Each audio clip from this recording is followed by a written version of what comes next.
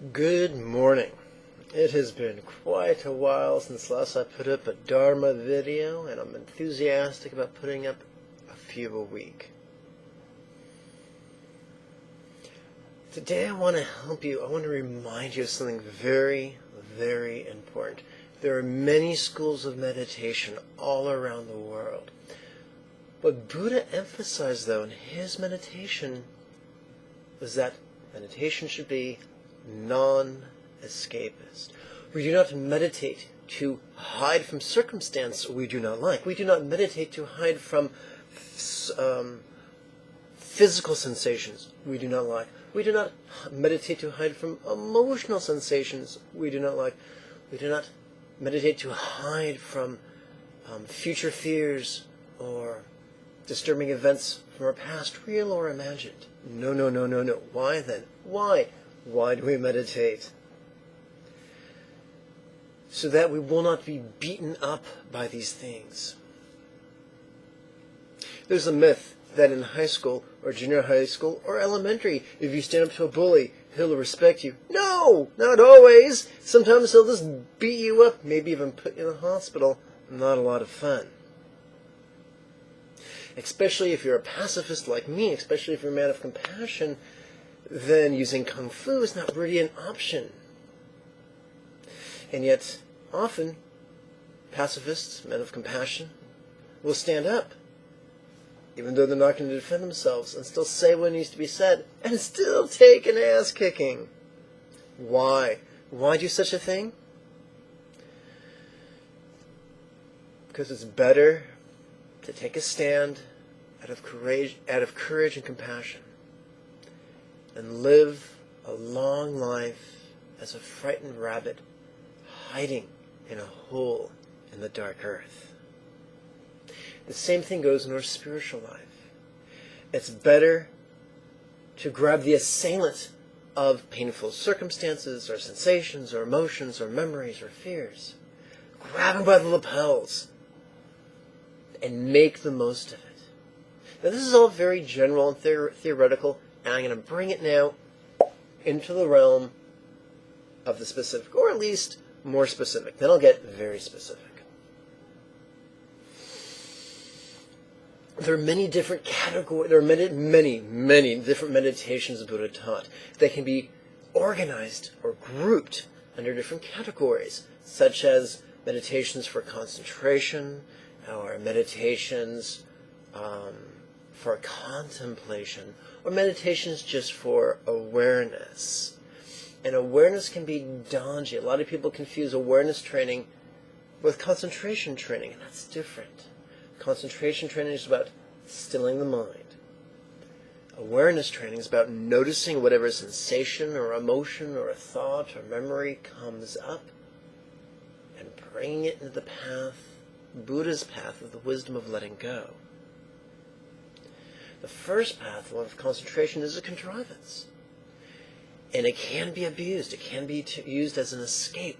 But that was never Buddha's intention. In fact, good old Buddha warned against that. So, according to Buddha's take on this whole contemplative thing, concentration is just a preparatory practice. Is it fun? Yes. Can it be intensely blissful? Oh, sure. But it's not all he taught. The really scary stuff comes up in that third category of meditation, when you're just sitting there and just noticing what you see or hear or feel,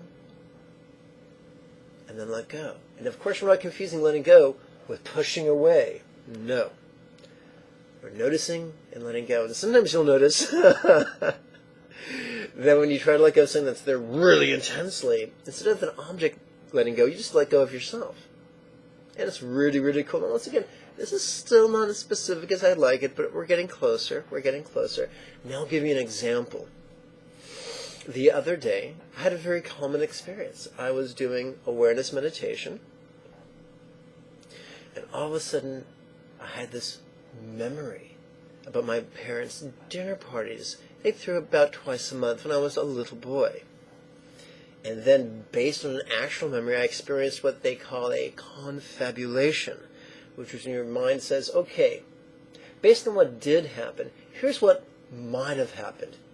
And that's okay. That's just the mind exploring different fears from a historical point of view. And that's also very common. So when that happens, and all of a sudden you see this movie in your mind that is really negative and yucky, and not only is it yucky to watch, but makes you feel the yuckiness now, it's so tempting to want to close your eyes and close your ears and rock back and forth and go to a happy place. But you're too smart for that. Our job is to take the ugliness and turn it into something beautiful. Let's face it. You can take bull poo, use that in fertilizer so you can grow organic vegetables. That's taking something pretty smelly and messy, turning it into something very beautiful and functional. That's the way of nature. That's the way of Tao. That's the way of Buddha. Now we get more specific. Can you see this? So let's say the next time you're sitting in an awareness meditation, something comes up. A fear comes up. An anger comes up. A sadness comes up. It doesn't have to be based in reality. It doesn't have to be based in the present moment. It doesn't have to even be rational. Remember, our job is not to judge what we feel. That's the path of self-talk. That's the rational emotive path that does not lead to enlightenment. Our job is to be aware and then do something really clever with it. So the next time you're sitting in awareness, and all of a sudden something hideous pops up into the movie screen of your mind, use it. Next time some anger pops up, remember, I don't like anger. This is yucky. I don't like being the bad guy, even in my imagination. Don't like how it feels. Trying very hard not to do a Bush Senior imitation. Would be prudent. But you know what? No one else likes it either. No one else wants to feel rage or fantasize about being the cruel-tongued bastard. So in that moment of personal aversion towards my personal suffering, I can open my heart up and allow myself to experience aversion for everyone else's suffering. That's what Buddha called compassion. And then I can use my intention, and I can shape my intention with words. I can shape my will with words. Words such as, may I take all of everyone's rage and its causes as billowing black smoke, and on the out-breath, render it inert by practicing Buddha's mental yogas of letting go. Well, that's a lot of words. If you try using all those words on your in-breath or your out-breath, you'll turn blue, fall over, start shaking on the floor, and scare the poor cat. And no one wants to scare the cat. So, I'm sure you can both agree that it would behoove us to take that complex idea and shrink it down to just a 3-syllable phrase. Now, these 3-syllable phrases are dreadfully bad English.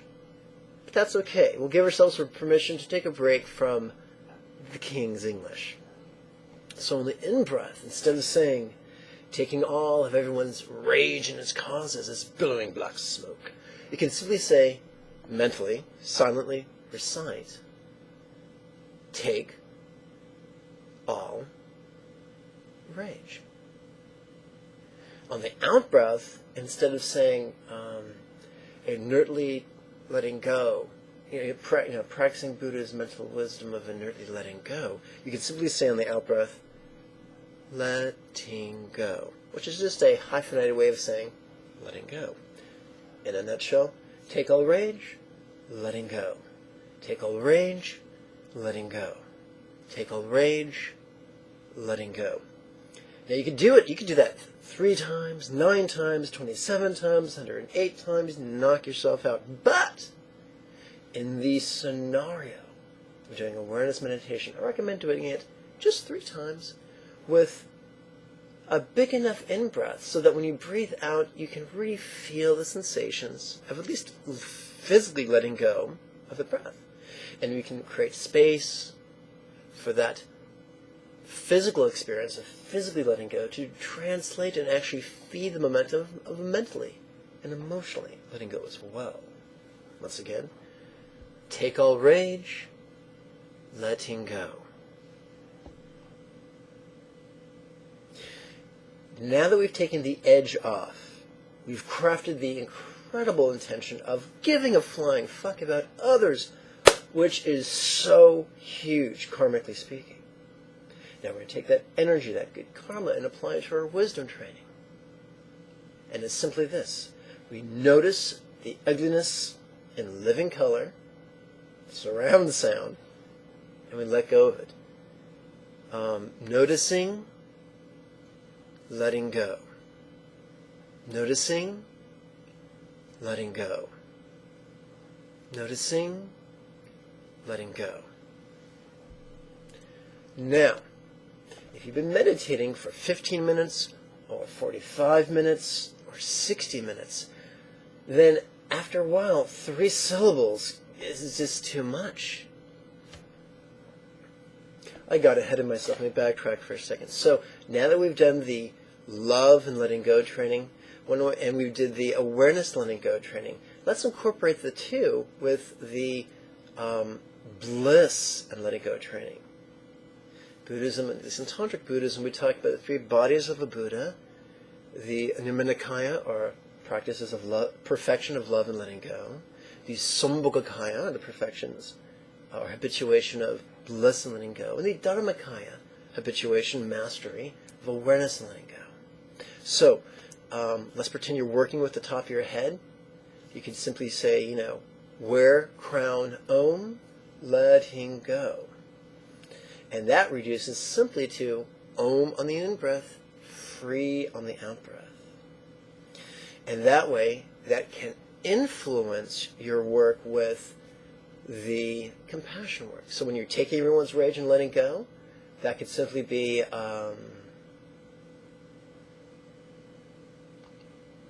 take all rage. You could simply rage, Om.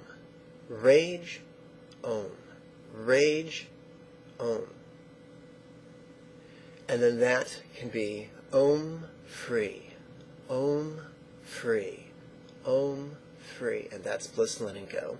And that can evolve into this free. This free. This free. But wait a minute, Lama, Jigme, isn't that more escapism? Isn't that more hiding? No. We're not using bliss as a dodge. We're using bliss as a tool to make our awareness more powerful. The more coalesced our energy is, the more powerful our letting go will be. That's all the time I have for this video. I thank you for your time and your kind attention. And don't be shy. At the bottom of the video, there's a link for you to register for the next class. Until next we speak, may you and yours be healthy and happy. Om Mani Padme Hum.